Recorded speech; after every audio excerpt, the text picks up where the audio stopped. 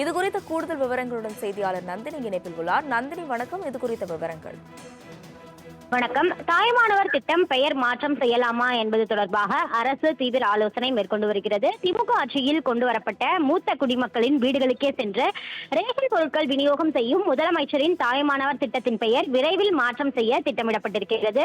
திமுக ஆட்சியில் தமிழ்நாட்டில் 70 வயதிற்கும் மேற்பட்ட மூத்த குடிமக்கள் மற்றும் மாற்றுத்திறனாளிகள் மட்டுமே கொண்ட குடும்பங்கள் ரேஷன் கடைகளுக்கு நேரில் சென்று பொருட்கள் பெற்றுக்கொள்வதில் ஏற்படும் இடர்பாடுகளை களையும் பொருட்டு அவர்களின் வீடுகளுக்கே சென்று அத்தியாவசிய பொருட்களை விநியோகம் செய்யும் வகையில் முதலமைச்சரின் தாய்மானவர் திட்டம் என்ற திட்டத்தை அப்போதைய திமுக அரசு தொடங்கியது.